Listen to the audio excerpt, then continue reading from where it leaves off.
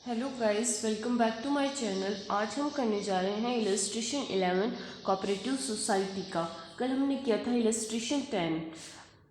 ये क्या बोल रहा है कि Jaipur consumer cooperative society has submitted the following details of its income of the year ended on 31st March 2020. Calculate its total income and tax liability for the assessment year 2021. इसकी total income बतानी है और tax liability बतानी है। First point बोल रहा है profit from the industry established on 1 January 2004 in notified backward state 1,45,900। इसकी आईबी की डिडक्शन मिलती है जो बैकवर्ड स्टेट में होता है, लेकिन ये आईबी की डिडक्शन बहुत बड़ी है, इसलिए हमें जो हमारे क्वेश्चंस में यूज़ होती है वही समझनी है। तो पहले वाले में आईबी की डिडक्शन मिली थी क्योंकि वो उसके 10 या 12 ईयर्स के मतलब वो डिडक्शन वो इंडस्ट्री उसी पीरियड में इस्टेब्लिश हुई होती है। मतलब अब चल रही है 2021, इसके 10 साल पहले या फिर 12 साल पहले, तो ये हो रहा है आराम से 11 में, तो इसको आईबी की डिडक्शन मिल गई।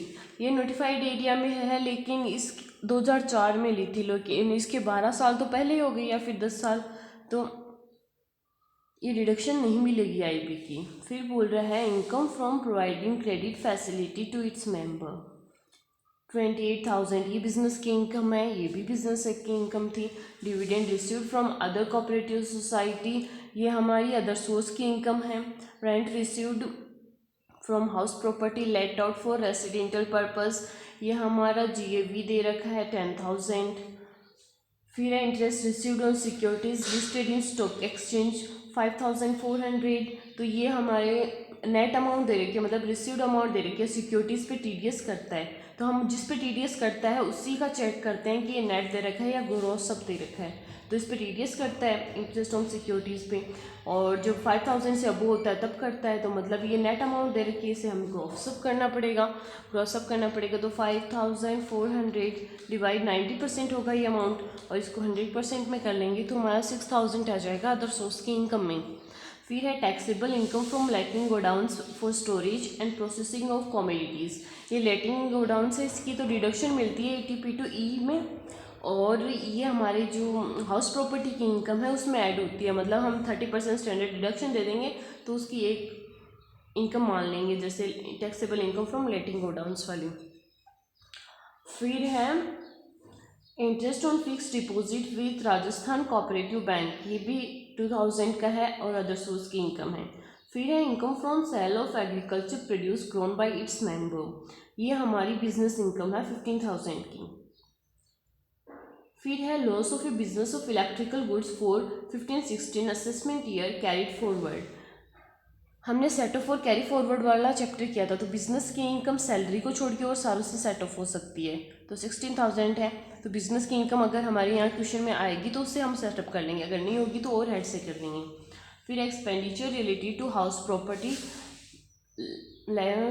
House property let out debited to P&L account of the industry, ये बोल रहा है कि ये हाउस के रिलेटेड खर्चे थे, जो हमने जीएवी लिखा था उसके हाउस प्रॉपर्टी वाली उसके रिलेटेड खर्चे थे, लेकिन ये हमने लेस कर दिए P&L के इंडस्ट्री वाले, मतलब इंडस्ट्री वाले में से लेस कर दिए। तो ये अब जो बिजनेस की इनकम है उसमें तो वापस ऐड करेंगे, क्योंकि ये इसके खर्चे नहीं है, खर्चे लेस होते हैं, लेकिन ये उल्टा होगा इसमें, क्योंकि ये इसके खर्चे नहीं है तो वापस ऐड कर देंगे। और जो हमारा हाउस प्रॉपर्टी वाला था उसमें से लेस करेंगे, तो उसमें से रिपेयर्स का खर्चा लेस नहीं होता, एक म्यूनसिपल टैक्स होता है जीएवी में से। फिर एनएवी आ जाता है, फिर 30% स्टैंडर्ड आता है और इंटरेस्ट ऑन लोन आता है, तो ये और तो होगा नहीं, एक म्यूनसिपल टैक्स होगा, क्योंकि और वो 30% स्टैंडर्ड डिडक्शन देता है, मतलब ये और खर्चे हैं ना वो सारे नहीं देता, वो 30% ही देता है, वो और रेट फिक्स है, बस ये खर्चा एक पूरा देता है जितना है। अब बस सिक्योरिटी को डोनेशन दिया सोसाइटी ने डोनेशन दिया 11,000 का, वो आप रेक्टिफाई कर लेना, ये 10 की जगह 11 है, to Rajasthan government for medical relief fund, Rajasthan government को दिया है, तो मतलब ये 100% डिडक्शन में आता है, एडजस्टेड डीटीआई वाला लफड़ा नहीं है इसमें, राजस्थान गवर्नमेंट आ रहा है ना इसलिए। अब हम इसको सॉल्व करते हैं, इस पर टोटल इनकम और टैक्स लाइबिलिटी निकालते हैं। पहले है इसकी बिजनेस इनकम, हाउस प्रॉपर्टी की इनकम, हाउस प्रॉपर्टी की इनकम है, हाउस प्रॉपर्टी वाले में इसने क्या कहा था कि 10 1000 उसको रिसीव्ड हुआ था। फिर ये बोल रहा है कि इसके खर्चे लेस नहीं किए हुए हाउस प्रॉपर्टी में से म्यूनसिपल टैक्स, तो 1000 लेस कर देंगे तो हमारे पास NAV आ जाएगी 9000। इसका 30% डिडक्शन स्टैंडर्ड डिडक्शन मिलता है, तो हमारी हाउस प्रॉपर्टी से ये हो गई। फिर हमने जो देखा था लेटिंग गोडाउंस वाला, वो भी इसकी इनकम होती है, तो ये दोनों को ऐड कर दिया तो ये हाउस प्रॉपर्टी की इनकम हो गई। अब फिर तो हमारी बिजनेस की इनकम्स थी और अदर सोर्स की थे। बिजनेस में क्या था, एक तो प्रॉफिट फ्रॉम इंडस्ट्रीज था नोटिफाइड वाला, फिर प्रोवाइडिंग क्रेडिट फैसिलिटी वाला था, सेल ऑफ एग्रीकल्चर प्रोड्यूस था, मतलब जो 80P2A और B में आता है ना, वो बिजनेस इनकम में होती है, तो ये आ गई, ये बिजनेस इनकम होगी।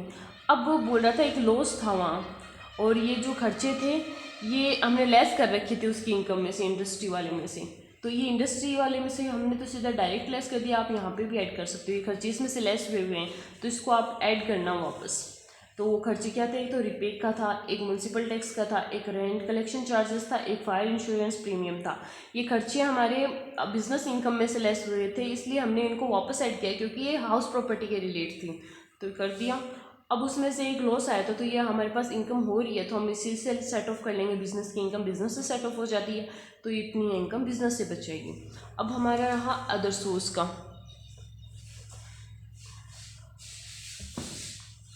अदर सोर्स का क्या बोल रहा है कि अदर सोर्स में dividend received other cooperative society से 12,000 का वो ले लिया, और एक इंटरेस्ट था उसको हमने ग्रोसअप किया तो वो ले लिया, एक फिक्स डिपॉजिट पे मिला था वो भी ले लिया। अब ये हो गया 20,000 का टोटल, मतलब अदर सोर्स से। फिर ये हमारी GTI निकल गई, मतलब ग्रॉस टोटल इनकम निकल गई। अब हमें डिडक्शंस देनी है, तो हम पहले ये देखते हैं, सॉरी इसी में देख लेते हैं। इसकी GTI तो 20,000 से ज़्यादा जा रही है, इसलिए हाउस प्रॉपर्टी वाली मिलेगी नहीं। लेटिंग गोडाउंस की मिलती है 80P2E में, तो 80P2E की दिखा देंगे। लेटिंग गोडाउंस 8,000 की दिखा दिया। फिर आया हमारे प्रॉफिट फ्रॉम इंडस्ट्री, इसकी मिलती है IB की, लेकिन नहीं मिलेगी क्योंकि ये 2004 के अंदर स्टैब्लिश्ड हुई थी। ये हमारे 10 ईयर्स कंप्लीट इसके पहले हो जाते हैं, या 12 ईयर्स।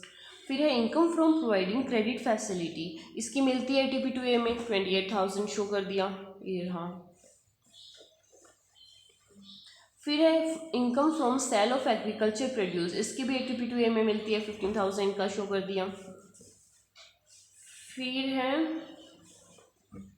फिर इनमें से कुछ नहीं आएगा। फिर आएगा अदर सोर्स का। अदर सोर्स का क्या बोल रहा है कि डिविडेंड रिसीव्ड हुआ 12,000, ये भी मिल जाएगा। फिर सिक्योरिटीज़ वाले का ये कोई डिडक्शन नहीं था, ये था उस हाउस प्रॉपर्टी के साथ, लेकिन मिलेगी नहीं क्योंकि 20,000 से अब हो जा रही है इसकी GTI। फिर है interest on fix deposit with other cooperative society वाला था, तो ये 2,000 ये भी मिल जाएगा। और एक हमने 100% डिडक्शन ली थी सोसाइटी वाली, 11,000 वाली, वो ले लिया। और क्या रह गया, हाँ 80P2C की रह गई। अब इसमें बिजनेस इनकम बच रही है क्या कोई, इसकी डिडक्शन दे दी, इसकी दे दी, ये दो ही थी, ये तो और तो सारे ही हो गया सेट ऑफ वगैरह। तो हमें बिजनेस, ये कौन सी सोसाइटी है, कंज्यूमर कोऑपरेटिव सोसाइटी है, तो बिजनेस की इनकम कितनी हो रही है, इतनी हो रही है, दिख रहा है आपको, इतनी इनकम हो रही है बिजनेस की। तो अब इसमें से हम कंज्यूमर कोऑपरेटिव तो मैक्सिमम लिमिट उसको 1 लाख की है, ये सारी नहीं मिलेगी उसको, 1 लाख की ही मिलेगी। लेकिन ये भी हमें देखना पड़ेगा, ये पूरी नहीं मिलेगी क्योंकि देखो कितनी है इसकी इनकम, 179,400 है। अब इसमें से हमने डिडक्शन एक तो उधर कौन सी दे दी, 28,000 की दे दी, और एक 15,000 की दे दी, ये दो डिडक्शंस तो दे दी। अब हमारे पास इनकम इतनी बच रही है, अब इतने में मैक्सिमम डिडक्शन हम 1 लाख ही दे सकते हैं कंज्यूमर कोऑपरेटिव सोसाइटी को, तो इसलिए उसको 80P2C की डिडक्शन 1 लाख की ही मिलेगी, मिल गई। अब इससे हमने GTI में से जो भी डिडक्शंस दी हैं वो लेस करेंगे तो टोटल इनकम आ जाएगी। अब हमें उस पर टैक्स निकालना है, टैक्स निकालेंगे तो लॉन्ग टर्म कैपिटल गेन भी नहीं है ना लॉटरी इनकम है, उन पर अलग रेट रखती है, इसलिए अब हमें जो भी स्लैब है इसमें देखेंगे स्लैब कितनी है। पहले 10,000 पे 10% है, फिर नेक्स्ट पे 10,000 पे 20% है, अब जो इसका बैलेंस बचा उस पर 30% है, तो ये हमारे पास आ गई पूरी टैक्स निकल गया टोटल इनकम पे। अब उस पर हमें सेस जोड़ना पड़ेगा 4%, तो इसका 4% जोड़ लिया, ये आ गया। अब हमने एक जगह TDS पे किया था, हेल्थ और एजुकेशन के बाद में सेस पे TDS पे करते हैं, हेल्थ और एजुकेशन ऐड हो जाता है फिर हम TDS पे करते हैं, और जो सरचार्ज होता है वो हमारे हेल्थ और एजुकेशन सेस से पहले जुड़ता है, याद रखना है। ये हो गया। अब टीडीएस पे करेंगे, तो टीडीएस पे करेंगे, हमने इंटरेस्ट ऑन सिक्योरिटीज़ पे 6000 की इनकम है, उसका 10% निकालेंगे तो 600 आ जाएगा। तो 600 इसने टीडीएस पे कर दिया सिक्योरिटीज़ पे, तो ये हमारी इनकम इतनी आ गई 8042.4 आ गया। तो इसको राउंड ऑफ करना पड़ेगा, तो 8040 हो जाएगा। यहीं हमारा इलस्ट्रेशन कंप्लीट होता है। Thank you for watching.